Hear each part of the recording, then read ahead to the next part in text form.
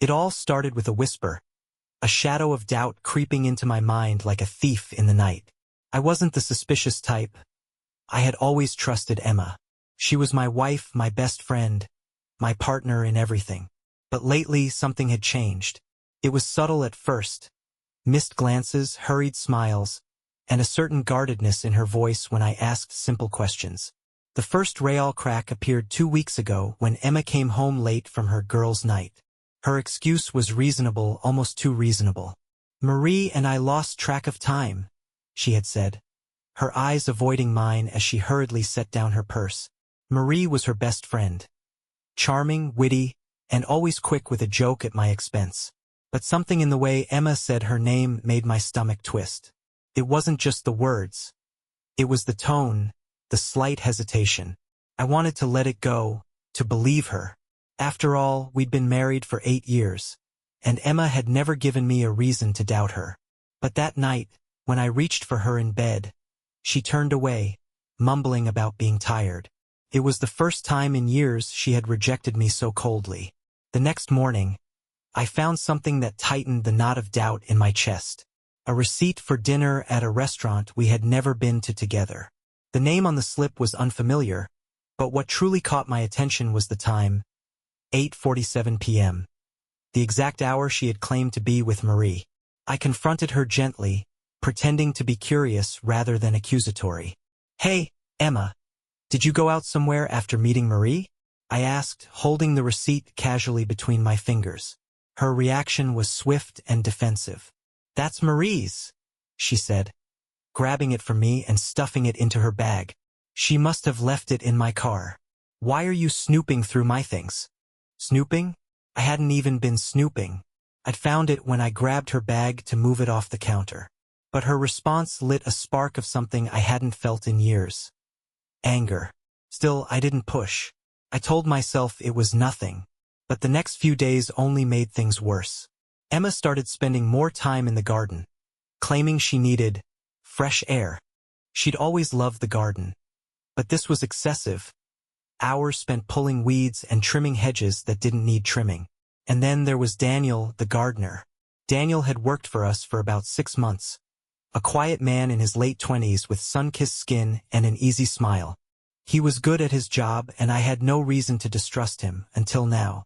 One evening, as I watched Emma through the kitchen window, I noticed Daniel standing too close. They were talking, laughing, and the way she tilted her head toward him made my skin crawl. Something was wrong, and deep down I knew it. I just didn't know how bad it was going to get. I couldn't shake the feeling that something was slipping through my fingers. Something I couldn't quite name but knew I couldn't ignore. Emma's laughter with Daniel lingered in my mind like an echo, each chuckle twisting the knife of doubt a little deeper. I decided to pay closer attention. I wasn't proud of it, but I started observing Emma when she didn't know I was looking. I noticed the way she dressed a little nicer before heading out to the garden. The subtle touch of makeup she hadn't bothered with in years. She didn't do that for me anymore.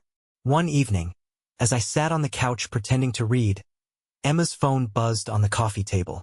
She was in the shower, and for a moment, I debated letting it go. But my curiosity got the better of me.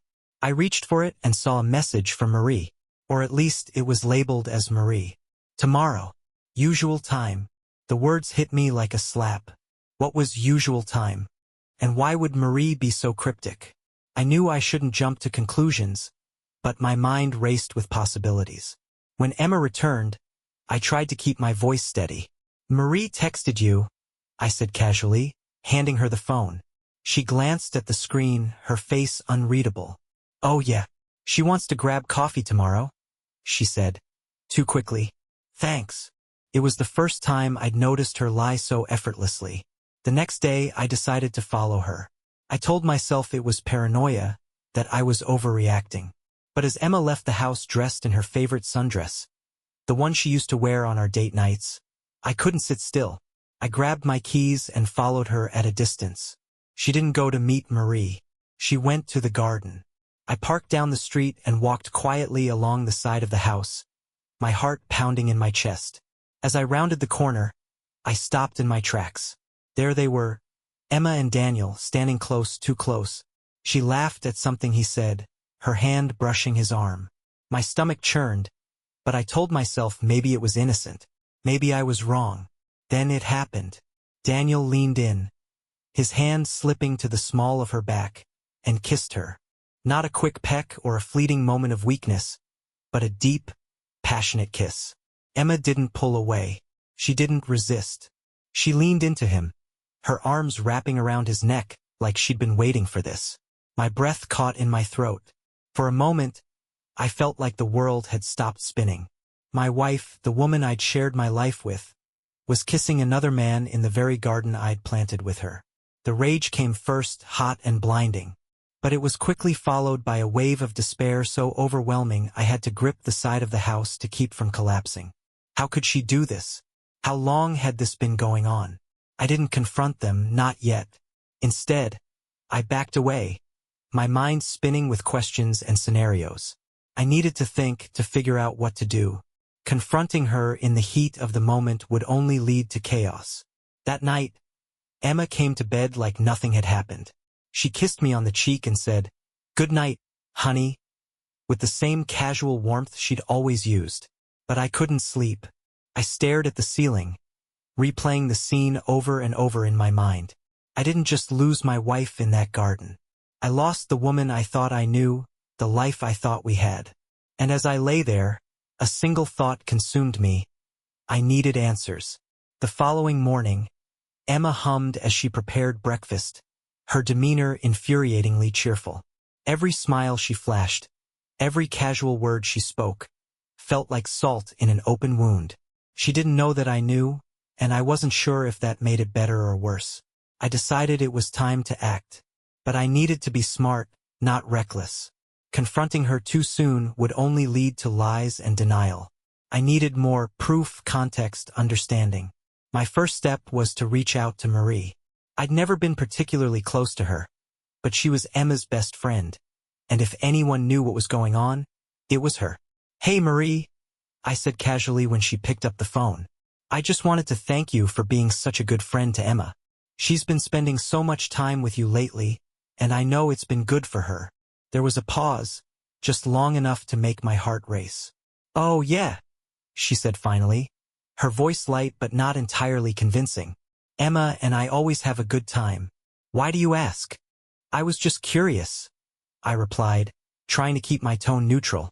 "It seems like you've been meeting up a lot these days." Another pause. "Well, you know how it is," she said quickly. "Life gets busy, but we make time for each other." Her answer felt rehearsed, like she was reading from a script.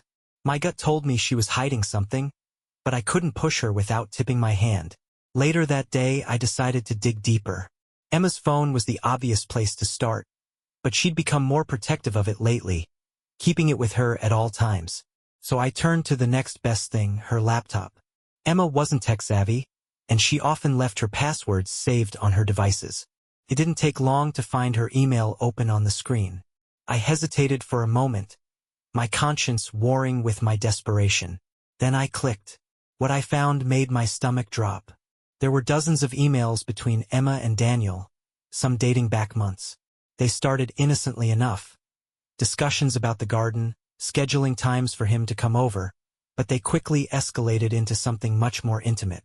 "I can't stop thinking about you," one email read, sent just 2 weeks ago. "Every moment with you feels like a dream." Her response was just as damning. "I feel the same, but we have to be careful. He's starting to notice. He's starting to notice." That line hit me like a brick. She knew. She knew I was suspicious, and she didn't care enough to stop. I scrolled further, my hands shaking, until I found the email that shattered me completely. It was from Daniel, sent 3 months ago. "I can't wait until we can finally be together. You deserve so much more than him." And Emma's reply, "I know. I just need time to figure things out. He's a good man, but I don't love him anymore." The words blurred on the screen as tears filled my eyes. I had always prided myself on being a good husband, a good man. I had given Emma everything. My love, my trust, my life, and it wasn't enough. That evening, I couldn't bring myself to face her. I pretended to have work to do, locking myself in the study while she watched TV in the living room. My mind raced with 1,000 questions, each one more painful than the last. How long had she felt this way? Was it my fault?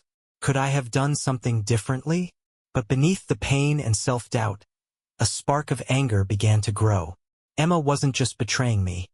She was rewriting the story of our marriage, reducing it to a footnote in her affair with Daniel. Couldn't let her get away with it. The weight of what I'd discovered sat heavy on my chest. Every time I looked at Emma, I saw those words, "I don't love him anymore." They echoed in my mind, erasing every happy memory we'd built together. But anger had begun to drown out the pain, and I knew it was time to confront her. That evening, I waited until the house was quiet. Emma was in the kitchen cleaning up after dinner, humming softly to herself, as if nothing in the world was wrong. The sight of her, so at ease in her betrayal, made my blood boil.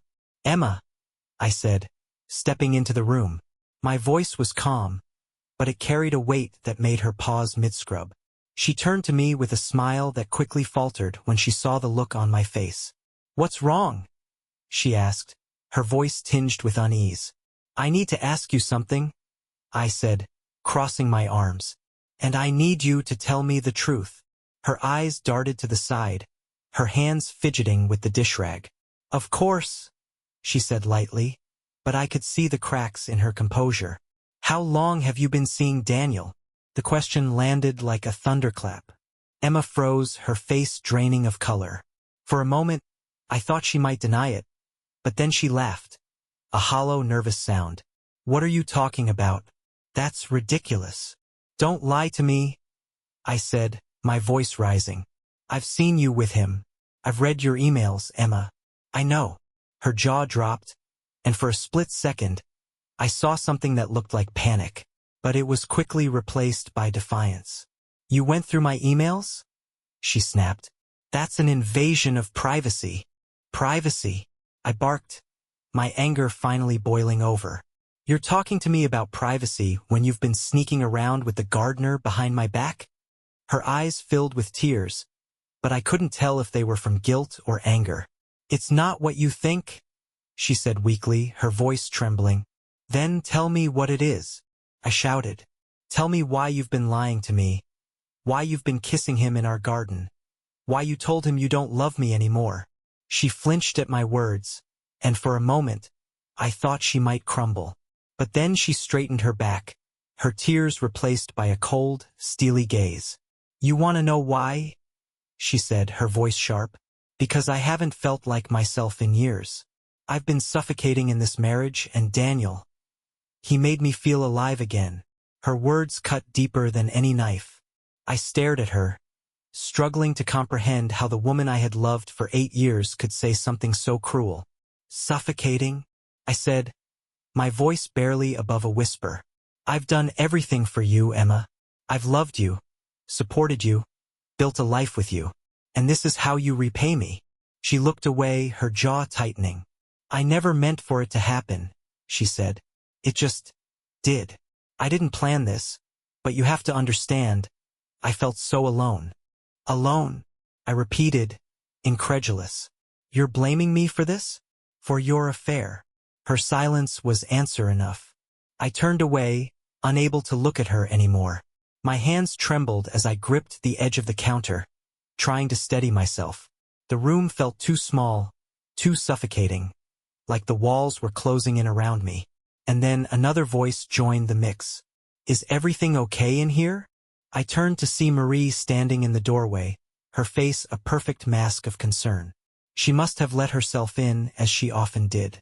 But her timing was far too convenient. "Marie," I said, my voice dripping with sarcasm. "Perfect timing, as always." Emma's eyes widened, and she shot a pleading look at her friend. "This isn't a good time," she said quickly. But Marie ignored her, stepping further into the room. "What's going on?" she asked, her eyes darting between us. "Why don't you tell me?" I said, my anger shifting to her. "You seem to know everything else about my wife's life. Or did you think I wouldn't figure out you've been covering for her this whole time?"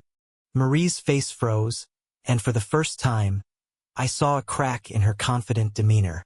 "I was just trying to help," she said quietly. "Help?" I spat. "By lying to me? By enabling her to sneak around with Daniel?" Emma's voice broke through the tension. "Stop it, both of you," she cried. "This isn't Marie's fault." "No," I said, turning back to her. "It's yours. And you need to decide right now what you want. Because if you think I'm going to sit back and let you tear apart everything we've built, you're wrong." The room fell silent, the weight of my words hanging heavy in the air. Emma looked at me, then at Marie, and for a moment, I thought she might say something that would change everything. But instead, she lowered her head, her shoulders slumping in defeat. "I don't know," she whispered, and with those 3 words, everything I had fought for, everything I had believed in, came crashing down. Her words, "I don't know," were like a cold wind extinguishing the last flicker of hope in my heart. Emma stood there, small and defeated, and for the first time, I saw her as a stranger. A woman I no longer recognized, no longer trusted. Marie shifted uncomfortably, her presence an unwelcome third wheel in a moment that should have been ours alone. I turned to her, my voice sharp. "Marie, I think you've done enough. You should go." She hesitated, glancing at Emma, who nodded silently. Without another word, Marie left, the sound of the door closing behind her echoing through the tense silence. I faced Emma again, searching her face for something. Remorse, regret, anything that might soften the blow of her betrayal. But all I saw was a woman trapped in her own web of lies. "How long?" I asked finally, my voice steadier than I felt. "How long has this been going on?" Emma flinched, her eyes darting away. "A few months," she said quietly. "Maybe longer." "Maybe longer?" I repeated, incredulous. "You don't even know how long you've been lying to me?" She opened her mouth to respond, but the words wouldn't come. Instead, she sank into a chair, her head in her hands. "I didn't mean for it to happen," she said, her voice muffled. "I was lonely, and Daniel, he was there. He listened to me." "Listened," I said, my anger flaring again. "That's your excuse? I've been here, Emma. I've always been here. If you were lonely, why didn't you talk to me?" "I tried," she cried, looking up at me with tear-filled eyes. "But you were always so busy, so focused on everything else. The house, your job, your projects. I felt invisible, like I didn't matter anymore." Her words hit me like a punch to the gut. I had worked hard to give us a good life, to build a home we could be proud of. Had I really been so blind to her unhappiness? "I never stopped loving you," I said, my voice breaking. "Even when things got hard, I never gave up on us. But you did." Emma's tears spilled over, and she reached for my hand, but I pulled away. "I'm sorry," she whispered. "I know I've hurt you, and I'll never forgive myself for that. But I don't know how to fix this."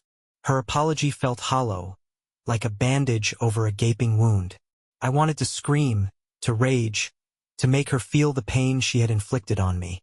But instead, I took a deep breath and forced myself to stay calm. "What about Daniel?" I asked, my voice cold. "Is he worth it? Worth throwing away everything we've built?" She hesitated, her silence answering the question better than words ever could. And then, as if the universe hadn't punished me enough, the doorbell rang. I frowned, my confusion quickly turning to dread. Emma froze, her eyes widening in panic. "Don't," she whispered, standing abruptly. I ignored her and strode to the door, throwing it open to reveal Daniel standing on the porch. His confident, easy smile faltered when he saw me. "Can I help you?" I asked, my voice dangerously calm. He started, glancing over my shoulder at Emma, who hovered in the doorway. "I need to talk to Emma." "Emma's busy," I said, stepping forward. "But I'd love to have a word with you." Daniel's eyes flicked nervously between me and Emma, who looked like she might collapse. "This isn't the time," he muttered. "Oh, I think it is," I said, my anger bubbling to the surface. "You've been sneaking around with my wife, kissing her in my garden, and now you show up at my house?" You've got a lot of nerve. Daniel raised his hands in mock surrender. Look, man, I didn't mean for it to get this far. Emma told me things were over between you two. I turned to Emma, who paled at his words. Is that true? I asked, my voice trembling. Did you tell him we were over? She stammered, unable to meet my gaze. Answer me, I demanded. Yes, she blurted, tears streaming down her face. I told him we were done because I didn't know what else to do. I didn't know how to tell you I was unhappy. The words hung in the air like a guillotine, severing any last thread of hope I had for us. Daniel shifted awkwardly, his presence an insult to the sanctity of my home. I think I should go, he mumbled, backing away. You think? I snapped, my fury directed at him now. You should have stayed away from the start. Get off my property before I make you. He left without another word, and the silence he left behind was deafening. I turned to Emma, my chest heaving with anger and heartbreak. This is it, I said, my voice quiet but firm. I can't do this anymore. You've made your choice, and now I'm making mine. Her sobs filled the room as I walked away, the sound tearing at my heart. But I didn't look back. I didn't owe her that. The weight of the confrontation sat heavily on me as I locked myself in the spare bedroom that night. Sleep didn't come. How could it, with the echoes of Emma's sobs and Daniel's smug face playing on a loop in my mind? The walls of the house, once my sanctuary, now felt like a prison filled with memories turned sour. The next morning, the air was thick with tension. Emma was in the kitchen, her eyes swollen and red, sipping coffee she probably couldn't taste. She looked up when I walked in, her expression a mix of guilt and desperation. I need to talk to you, she began softly. I shook my head. Not now, Emma. I've heard everything I need to hear. She flinched, but I didn't have the strength to care. I grabbed my keys and walked out the door, letting the crisp morning air hit my face like a slap. I needed clarity, space, anything to make sense of the wreckage my life had become. I drove aimlessly for hours, my thoughts a chaotic mess. The betrayal was like a thorn lodged deep in my chest, impossible to ignore. But amidst the pain, a small voice in the back of my mind whispered, this isn't the end. By the time I returned home, I'd made a decision. It wasn't easy, and it wasn't clean, but it was the only way forward. Emma was waiting for me in the living room, her hands nervously wringing a throw pillow. She stood when I entered, her eyes searching mine for some sign of forgiveness. Do you love him? I asked abruptly, the question sharp and unyielding. Her breath hitched, and she hesitated. That hesitation told me everything I needed to know. I don't know, she admitted finally, her voice barely above a whisper. I nodded, my chest tightening. Then there's nothing left for us here. Her eyes filled with tears again. Please, she begged. We can fix this. I'll go to counseling. I'll do whatever it takes. But her words felt hollow, like a patch on a ship that had already sunk. This isn't something we can fix, Emma, I said, my voice calm but resolute. You didn't just cheat on me. You lied. You betrayed me. And you kept it going even when you knew it was tearing us apart. She broke down, collapsing onto the couch as sobs racked her body. For a moment, I felt the familiar urge to comfort her, to hold her and tell her everything would be okay. But that wasn't my role anymore. I spent the next few days packing my things, the house growing emptier with each box I carried out. Emma tried to stop me, tried to talk to me, but I'd made up my mind. Staying would only prolong the pain. Marie reached out to me once, leaving a voicemail that I deleted without listening to. She was just as complicit in this mess, and I had no interest in hearing her justifications. The final straw came when Daniel showed up at the house again, this time while I was loading my car. He had the audacity to ask me if we could talk. I didn't dignify him with a response. I simply walked back inside, grabbed the last of my things, and left without looking back. The weeks that followed were hard, harder than I could have imagined. The loneliness was suffocating, and the memories of what I'd lost haunted me at every turn. But slowly, day by day, I began to rebuild. I moved into a small apartment across town, modest but comfortable. I started seeing a therapist, someone to help me unpack the anger and pain I carried like a second skin. And then, one day, I realized something surprising. I wasn't angry anymore. Emma had made her choices, and so had I. Her betrayal didn't define me. It didn't own me. I was free to start again, to build a life that was mine alone. Months later, I heard through mutual friends that Emma had ended things with Daniel. Apparently, the romance had fizzled once the thrill of secrecy was gone. It didn't surprise me. As for me, I've learned to trust again, slowly, cautiously, but surely. I don't know what the future holds, but I know I'm stronger than I ever thought I could be. Sometimes, life shatters you into 1,000 pieces. But if you're willing to pick them up, you can create something new, something stronger. And that's exactly what I'm doing.